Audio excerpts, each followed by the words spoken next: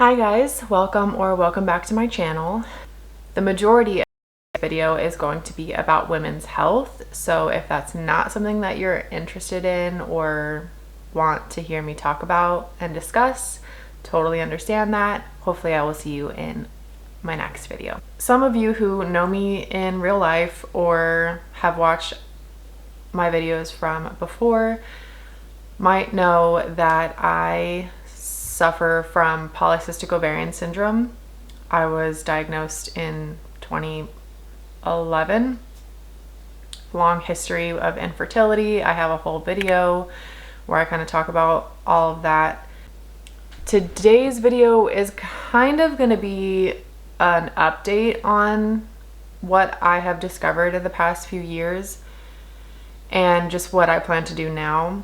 When we moved from Washington State to North Carolina, which is where we are now, after a little bit of settling down here, we kind of got that itch again to see maybe if my body could finally get pregnant. So I didn't go to a fertility specialist. I knew what they would do. I knew what they would say. I knew everything that I'd already been through it. So I just went to my normal gynecologist, explained my situation, explained my past, and just told her what I wanted. And she thankfully was one of the good doctors who listened as a patient advocated for themselves and let me kind of take charge of my own health. So she prescribed me letrozole, and her only caveat was that she would only let me do this for 6 months, and if we didn't get pregnant, then she would recommend that I go and see an endocrinologist. 6 rounds of letrozole, never got pregnant. Like she said, she referred me to an endocrinologist. It was kind of not what I was expecting. It was just virtual, trying to remember as I talk. So sorry if it seems a little jumpy. There was this huge packet that he had me fill out, and then I had to get it to his office before the time where we had our appointment set, and then we just met virtually. He went over my history. He asked me a couple follow-up questions, and then he started asking me odd questions about my GI history or health. I didn't know where this was going, but he said with all of my history, he strongly believed that I had endometriosis. But the only way to, at this point in time, the only way to diagnose endometriosis is surgically. He asked if I wanted to go through with that procedure. I said yes. He set me up with a, it's a surgeon, a minimally invasive surgeon or something like that. I don't know. She was a surgeon, but this procedure itself would be minimally invasive. Oh, let me say, before I even start any of this, please do your own research. If you are wanting to know more about any of the topics that I discuss, please know that anything that I say is either A, my own personal experience, or B, it is from my own research. Please do your own research. I am not a specialist. I am not an expert in any of the topics that I'm talking about, okay? This is my experience. This is how my surgery went. They made a small incision in my belly button and on the side of my abdomen. One was to fill up my abdomen with gas, and the other was a scope so they could see. They did find endometriosis. I want to say there's 3, I don't know if they're called stages. I'll probably have the correct term up here, but whatever it was, I was a 2. Which isn't terrible, but obviously it's not a 1. And I'm pretty sure my doctor also saw polyps, but they were in a spot where if she tried to remove them, they could do more harm than good. And since I didn't complain about anything in particular with them, she just left them there. They made 2 more incisions once they found the endometriosis, and they went and got rid of the endometriosis that was there. That is not a cure. Your endometriosis will grow back if you have endometriosis. So what she recommended for me was that if we were going to try to conceive, we would have a very nice 6-month window to try and conceive, or I could get on a hormonal birth control, which doesn't prevent the growth, but it slows down the growth. And for reasons that are pretty much nobody else's business, we decided not to try and conceive. I got on birth control. That helped my pain significantly for the first 6 months. Then it came back. This is the hard thing with women's health, is so much pain that we go through just seems normal. And because I already knew I had polycystic ovarian syndrome, and that has so many variables and so many symptoms, I never thought that there would be something else. Now that I had had the surgery and I knew what it was like to live without that pain, I can recognize it more, if that makes sense. So when the pain started coming back, this was around the time that I found, I know I should have looked her up before I started this video, Sophie Richards. I will have her Instagram put up and I'll link her down below, because she is the person that I started following, and I learned so much more about endometriosis. I learned a lot from her page, and then just doing my own research and realizing how similar endometriosis is to autoimmune disorders, which also makes a lot of sense as to why between Shane and I, and he's a health professional, like he works in hospitals around sick people all the time, but I get sick the most. And if you think about endometriosis as an autoimmune disorder, which is not labeled as an autoimmune disorder, but they have a lot of similar traits. But again, I'm not an expert. It's just from my own research. Take that for what you will.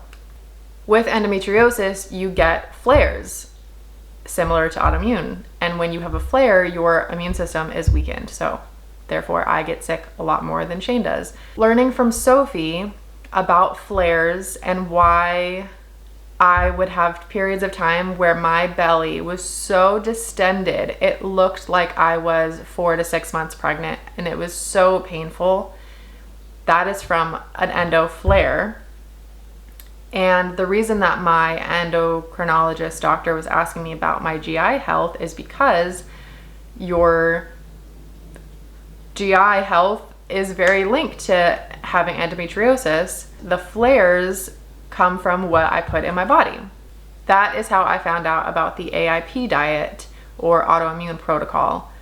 I knew I wanted to try this because seeing Sophie Richards go through it and seeing the changes that it made to her pain, but also just her body itself, made me curious as to how my body would respond.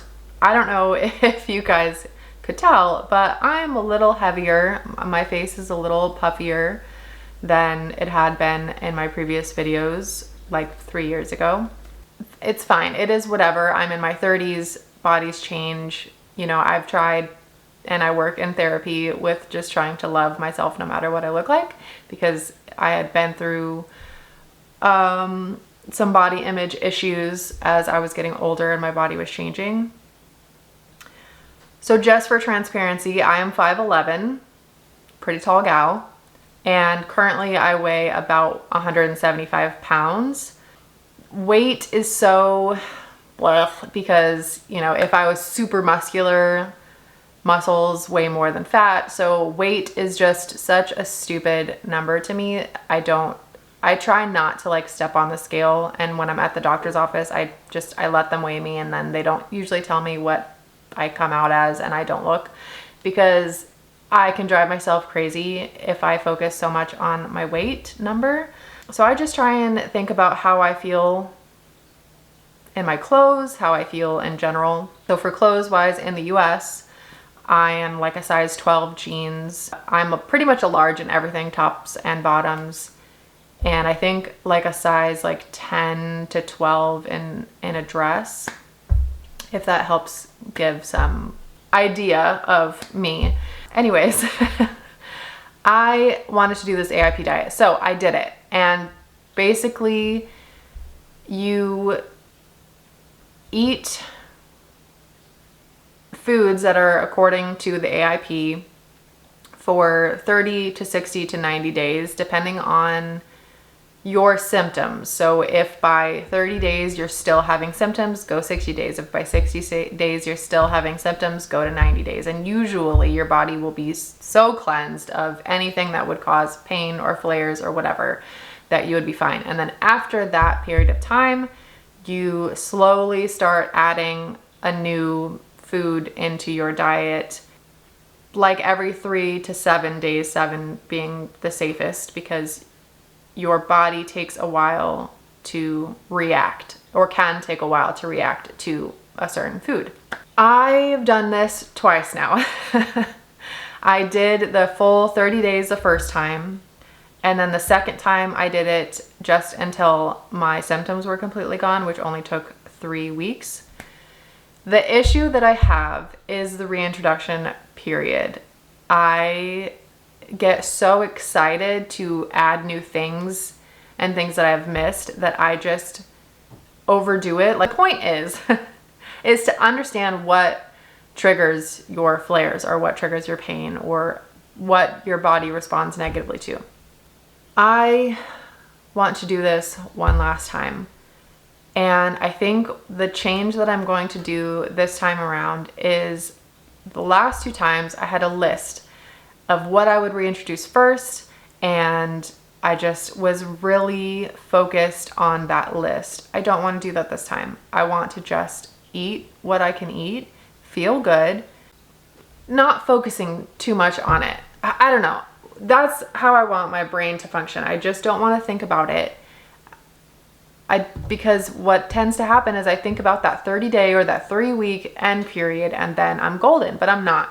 That's not the point. The point of just the cleansing part is to just feel cleansed, to just feel good, get all the bad stuff out of your system, and try and figure out what causes my flares so that I can do this for the long haul. So that is what I'm going to be doing. That is what this video, probably series, is going to be about my AIP journey, about how it affects me and changes my body and my health. So I will say that after the first time of doing the AIP diet, I didn't want to be on hormones anymore, because what's the point of cleansing your body if then I'm putting in things that aren't really that good for you medicine-wise. So I got off birth control. Now that that is said, I just made a big grocery order so that I can jumpstart this AIP diet, which I will start tomorrow. I try not to start things like new habits when I'm in my like luteal phase, almost starting my period, because it's just not a great time mentally for that. But if I don't do this now, I probably will have a hard time doing it. So I'm just going to do it, and doing this series is going to hopefully help me to stay on track.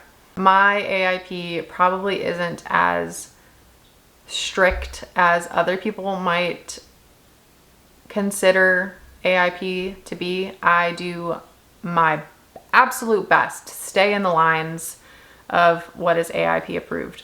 That is my hope for this series, of just getting my endometriosis under control again and starting to feel better, because I have been having really bad pain lately and just really low periods, low energy.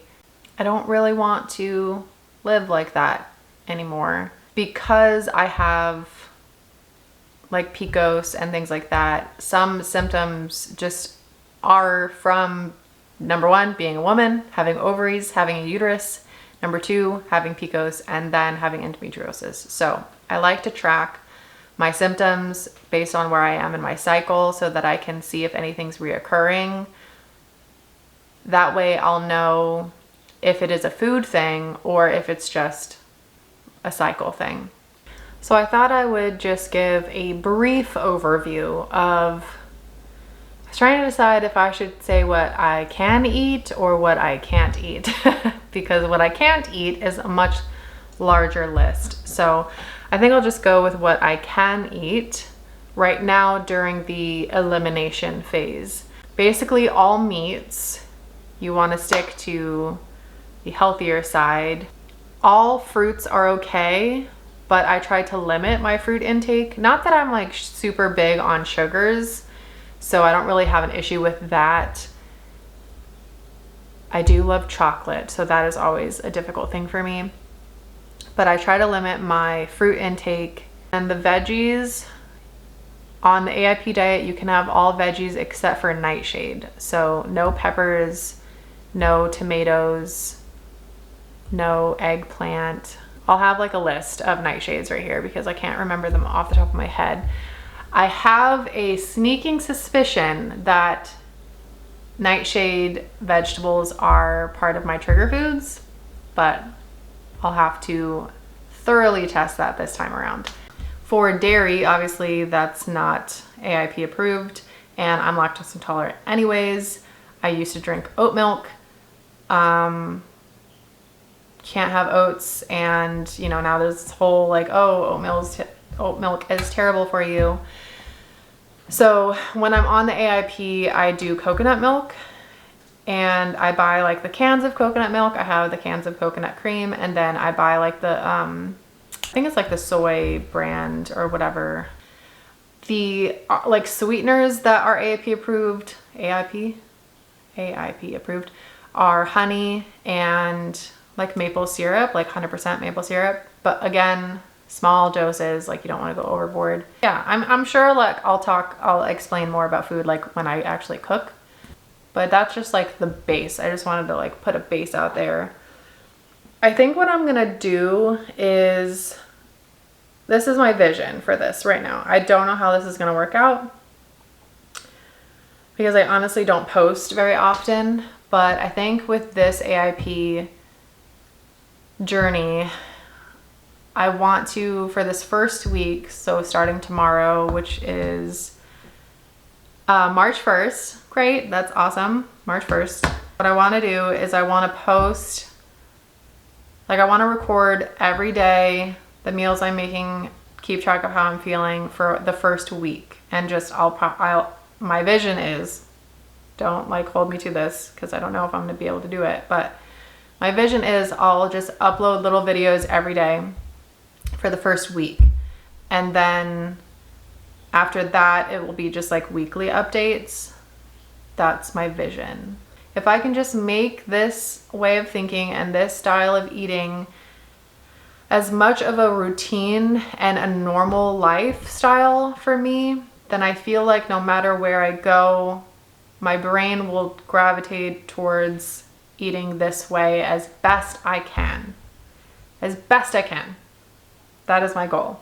If there's something else that you would like to know or to see during this, feel free to leave it in the comments. If you know something about AIP or endometriosis or anything else, share it with me. I'd love to have an open conversation. Next time I see you guys, I will have picked up my groceries and I will be like washing my veggies and like putting everything away, and I'll kind of show you guys what I have to start out this AIP journey. So I just got back from picking up the groceries, so we'll kind of like unpack and talk about things. Okay, so I have some fruit. I got coconut milk for me because can't have dairy, can't have nuts, can't have oats or grains, so coconut is the one and only. Like, it has the gum and the natural flavor or whatever, but this is, you know, as good as I'm gonna get here. And then Shane, he drinks oat milk. I don't think he'll ever stop drinking oat milk. Got some bananas. I don't know why they do this, why they give me paper bags, but then also give me plastic. Got some onions and some ginger root. I like using ginger root for smoothies.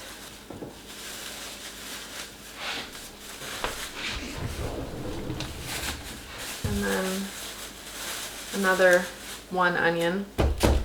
Shane hates that I do this, so I'm glad he's not here yet, because as I'm unpacking, I just throw the bags on the floor, and then when I'm done, I'll pick them up. And then got some more sweet potatoes. And then they just dumped some avocados in here. That's so bizarre. Yeah. Ooh, and they're ripe too. That's nice. I've got, sorry, my dogs are crazy right now. I've got some frozen pineapple chunks and some berry medley for my smoothies as well. And then Shane also got almond milk. I think he likes that for his protein shakes. We've got some baby spinach. Use that for a lot of different things. Some more apples. Got some ground beef. I think I got 2 of everything for the ground meat. Some nice asparagus. Big old cucumbers. Shane got some kimchi for himself, some spicy kimchi. He likes kimchi, I like sauerkraut. But I didn't get any sauerkraut. Got some strawberries, blueberries, more strawberries, I guess. And some mushrooms. I really like the Baby Bella mushrooms. And then this I got for myself. I wish that I could find a store that just had like a big container of this yogurt, so I just have to get like the individual ones, but this is Greek style coconut milk yogurt. So this is kind of where like I'll fall into like the gray areas of like, is that AIP?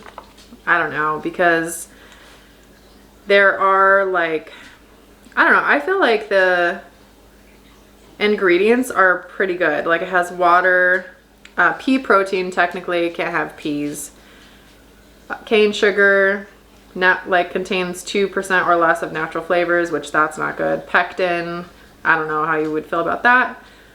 Calcium, phosphate, cinnamon, salt, live and active cultures, and vitamin D2. So I mean, it's pretty good, and it's Greek yogurt. So anyways, I am in a gray area when it comes to that, but these are all coconut milk based. This bag broke on me as I was taking these in, so that's nice. This is all my bone broth and my chicken broth. I also got pineapple juice. This is not from concentrate, 100% fruit juice. The ingredients literally is just organic pineapple juice. So I like pineapple juice and I like cranberry juice. I already have some cranberry juice. And I got some of the more meat. And then I also, this is another gray area, I think. I mean, technically bacon is okay. It's just like you want to find good bacon. This has 1, 2, 3, 4, 5 ingredients. Pork, water, salt, turbinado sugar, which that's iffy, and then cultured celery powder. So just the sugar is like the not good part, but it's bacon. Like, it's bacon. Come on. All right, guys. Well, I'm gonna wash all these veggies and put them away, finish editing this video, and I feel like if I'm going to do myself a solid, then I'm going to post this video tomorrow. So even though my first day of AIP will be March 1st, that March 1st video will go up March 2nd, and so on and so forth. This will go up tomorrow, March 1st, and I will also be starting my diet, and so I will show you guys the meals that I'm eating, the meals I'm making, the snacks I'm eating, things like that, kind of relaying my symptoms, and you guys can just enjoy my misery for the next however long this takes for me to make it a lifestyle and not a fad or a diet or whatever. But yeah, thank you so much. And please know that I will be posting my regular videos. Like, not that I have been on a schedule or anything, but like my plant, my hobby stuff, like it's not just gonna be AIP. So, all right, I will see you guys tomorrow. Or if you don't wanna watch these, I don't know why you would be here at the end, but whatever. I'll see you in my next video, okay? Bye.